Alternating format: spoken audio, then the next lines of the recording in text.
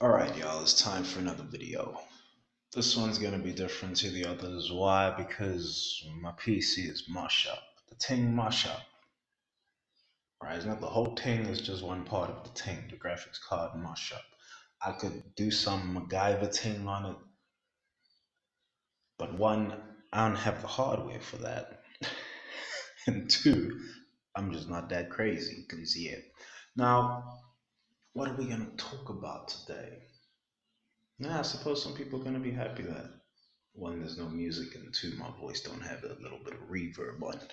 But anyway, what are we going to talk about today? We're going to talk about the biggest news in F1 history, Sir Lewis Hamilton signing for Ferrari.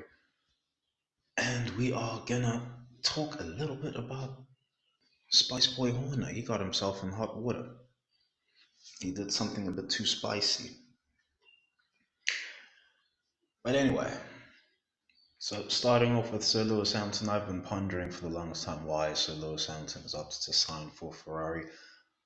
I've humored his prior relationship with Fred Vasseur. I hear it, but well, it's not convincing for me. I've humored the cliche that every F1 driver wants to drive for Ferrari, and I hear it, but that's also not convincing me. So why, in my mind, has Sir Lewis Hamilton signed for Ferrari? Well, it's very simple. He signed for Ferrari because the Tifosi is attached to Ferrari. And the Tifosi is something of a boon, right? They're very useful. And that is because, well, the Tifosi are going to keep Ferrari honest, and they will probably keep the FIA apparatus honest, and FOM and the Liberty Media and friends are probably going to keep everyone honest. So, what do I mean by keeping the FIA and FOM honest? Well, it's really simple. Let's go back to 2021. Not Abu Dhabi just yet. Let's start at Monza. All right. Now, what would have happened at Monza if Maximilian Verstappen was climbing his car and crash testing the Halo, and Sir Lewis Hamilton was in the far lower? What would have happened? Well, you probably would have had to get a small, or probably a large security detail, but a small security detail to get Verstappen off the premises safely. Probably would have had to do that. Yeah, so Lewis Hamilton can get out the car fine, Halo's done his job and all of that, but you probably still don't need a security detail to get Maximilian out of there safely. But that's a big if. What would have happened in Abu Dhabi? Abu Dhabi 2021. Let's say everything plays out the same, right? Messi does his thing, Horner and Watley do their thing,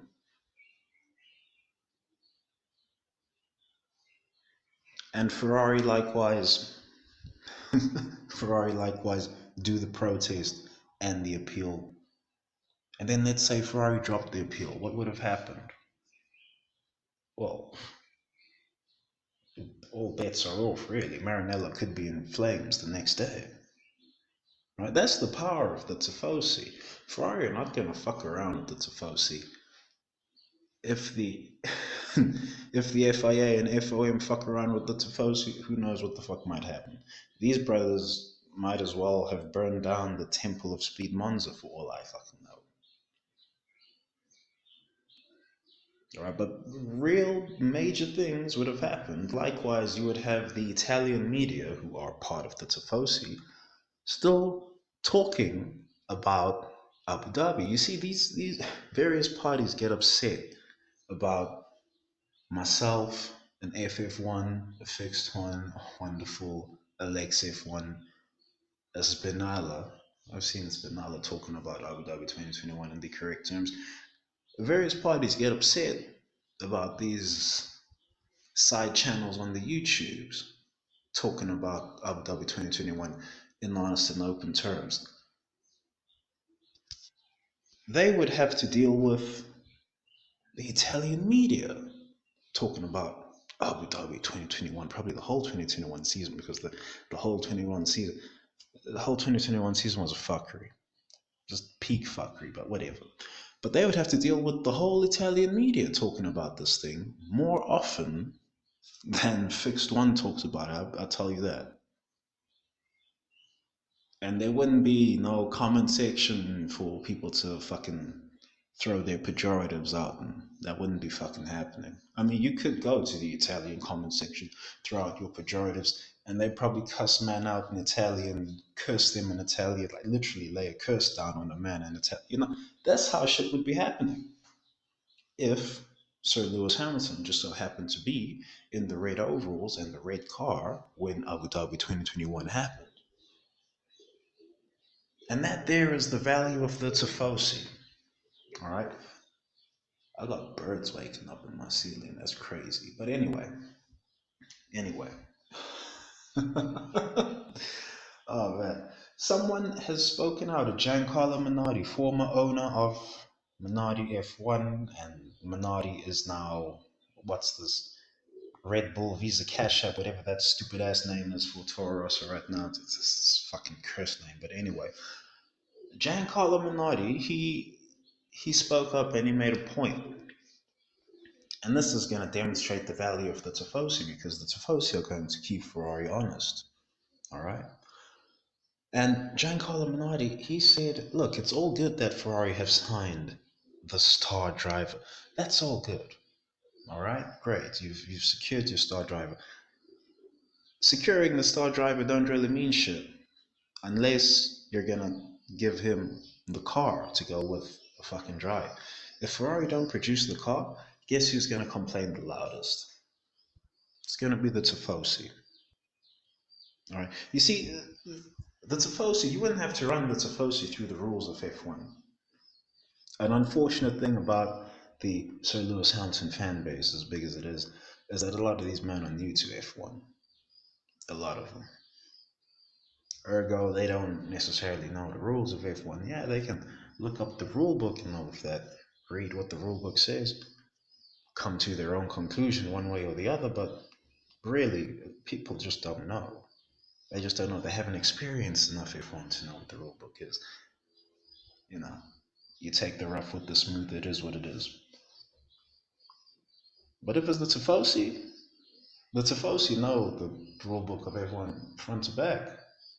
Matter of fact, they got some of the rules added in there anyway. Anyway, so this, in my mind, is why Sir Lewis Hamilton has opted to sign for Ferrari because the Tifosi is simply too valuable, too useful. They are just outright a boon to have on your side, to have backing you. Because all these various parties made up of all these snakes, your FIA, your FOM, and sundry, they can't really get away with the sort of fuckery that they did in 2021 with the Tifosi behind the driver. That's just not going to happen. That's just not going to. Yo. Giancarlo Minotti spoke up saying, oh, Ferrari better produce the car, otherwise signing the star driver doesn't fucking matter. Could you imagine Giancarlo Minotti and various other Giancarlo Fisichella would probably chime in. You'd have Luca Badoa chime in and shit. Could you imagine all these guys chiming in on Abu Dhabi 2021 and the robbery that happened there? People whose word has far more weight than some random ass channel you'll find on the YouTubes like this very channel. It would be a different thing. Right, so this in my mind is why Sir Lewis Hamilton is signed for Ferrari. And how useful is signing, well, just the announcement, right? The contract only starts in 2025. Never mind, the 2024 season is now dead on arrival off the back of this because Sir Lewis Hamilton opting to make this move means that Mercedes have not produced the goods. Although I must mention, I did not do my due diligence on Sir Lewis Hamilton's contract. I did not actually expect an exit clause. I don't actually think anyone did. I struggle to believe it was actually reported before this Ferrari news, but anyway, that's for the internet sleuths to bother with. But well, Sir Lewis Hamilton signing for Ferrari. He the relevance of Sir Lewis Hamilton means that Ferrari as a brand has gone up in value by 7 billion northern currency. I don't know particularly which currency. Could be dollars, could be euros, could be pounds. That's a lot of fucking money either way. 7 billion? That's a lot of money. You could give me 7 billion Zim dollars, I'd be fucking laughing. I wonder how much Zim dollars actually are worth right now. Anyway, I don't even think Zimbabwe is using Zim dollars anymore. But anyway, so Lewis Hamilton signing for Ferrari, he gave them essentially the GDP of Montenegro in value, which is just crazy. That's just crazy. That's the Sir Lewis Hamilton effect. So whatever contract that they've given him, they're underpaying him. They're underpaying him. He's making 100 mil a year in brand deals and what have you, because of course the F1 driver salary is capped at 40 mil or what have you, whatever it's capped at now. They're underpaying Sir Lewis Hamilton. They're paying him 100 mil a year after brand deals and sundry. It don't matter. Really, he don't need the money. Really, he'll be the first one to tell you he don't need the money. But oh well, he's gonna step out there with the cash. He's probably gonna reinstate his private jet, what have you. He's probably gonna get a new private jet. 100 mil a year, and I can justifiably say he's being underpaid. I mean, well, he'll definitely be being underpaid when they release the special edition, limited edition Sir Lewis Hamilton Ferrari painted in black. Oof. I might buy one of those myself if I had the cash. If I had the peas, goodness me, I'd buy one of those myself. But he's just added 7 billion of value to the brand of Ferrari. How? It's the brand of Ferrari. Is this the Sir Lewis Hamilton effect? This brother worth way much more money than I thought. This brother worth way much more money than anyone really thought. I don't even think Ferrari were anticipating this. And this is just from the announcement. He's not even turned a wheel. He's not going to turn a wheel in a Ferrari car for another year. For another year and change, I should say, because the cars wouldn't be ready to go just yet. The cars would not be ready to go just yet. But anyway, is there anything else worth saying on the Sir Lewis Hamilton deal? I suppose the 2024 season, just to reiterate, the 2024 season already had no hype behind it, right? Sir Lewis Hamilton and Ferrari doing this deal, announcing it, it's just deaded the 2024 season more than it already was. It was already dead on arrival. Now it's just uh, this season is probably going to be a waste of time to watch. But hey, look, most of us probably still going to fucking watch it anyway. All right. But anyway, let me discuss. Let me discuss Spice Boy Horner for a bit. So Spice Boy Horner, he's gotten himself in trouble.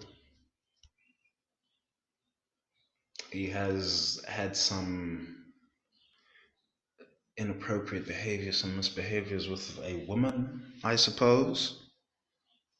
I mean, the journos aren't exactly saying what the fuck happened. No one's saying what the fuck happened. Every single report, they don't say what the fuck happened. It's funny, it's by the by for the apparatus to report on actual elected slash selected officials and world leaders doing various vagaries this way and that way. It's by the by, right? Oh, Donald Trump has stolen the election. It's like they're just undermining, they're just saying in plain English that Donald Trump has undermined democracy. They could report that brazenly for years on end. They can't even tell us what Horner did. Like, are y'all paying attention? They can't even tell us what Horner did. Why is that? Donald Trump slept with the prostitute. Donald Trump said grab him by the pussy and all of that. They can report on all of that. They're not going to tell you what Horner did. That's fascinating. Now here's my here's my thoughts on what Horner did. All right, and this is all alleged. I shouldn't have to say that because even the reports are saying it's alleged. So allegedly, Red Bull made a new hire. It was some Gyaldim. Some Lang Peng Ting walked through into the office, and Horner had a look and he said, "God damn, I need me some of that." And he no doubt made an assumption that he shouldn't have made, that the new hire is an MK Ultra sex kitten. Right? He probably made the assumption, got her into a room, said a few words, thought they were going to work, as it did for the last 100 broads he slept with, and it didn't work. It didn't work. He started fondling her, and then she said, "What the fuck are you doing?" What the fuck are you doing, man? I'm just a fucking new hire here. What are you doing? And Horner, he didn't know what the fuck he was doing. So now Horner's in trouble. Is he gonna lose his job? I'd be surprised if he loses his job. I would be surprised. I would be surprised if we ever learn what the fuck it is that he did. You see, unfortunately for Horner, this society is currently going through its divine feminine principle arc. So, because he's now messed with a woman, the apparatus must now come down on him in some way. If it was a guy, if he swung that way, if it was a guy, if it was a male, this probably wouldn't be news. Even if the guy went and said his story on like fucking Oprah. I don't know what the new fucking talk shows are these kids are into nowadays. But if he fucking said it on Oprah or some shit, told his sub story on Oprah, probably wouldn't give a fuck. No one would probably give a fuck. People would probably say it's just some crazy guy. But because it's a woman and the society is going through its divine feminine principle arc, well, Owen is in trouble now. He's in big trouble. Or at least the apparatus has to make a show that he is in big trouble. We'll just have to see what happens. Anyway, I'm going to be using these AI images for a bit and fucking screen recordings on my phone because the PC is out of commission. It is what it is. And I'm not about to put my face on the internet. See, it's so funny. The fucking AI shit, the AI is just developing in so many ways so fucking quickly. Now we've got a video game that's fucking made with the AI, made by novice video game makers, backed up by AI. Pal World, it's fucking taking over the world. Oh, it's the Pokemon game everyone wanted. Ooh. So you've got that going on. There was some other lady, some girl, young girl. She didn't even post any of the spicy Instagram pics, right? She was just posting mope toast, face, and outfit pics. I really shouldn't even say outfits because, like, she was just in whatever casual way she was in for the day. Like, she can wear that shit outside. And, well, various ne'er do wells decided that they were gonna take her likeness, tell the AI to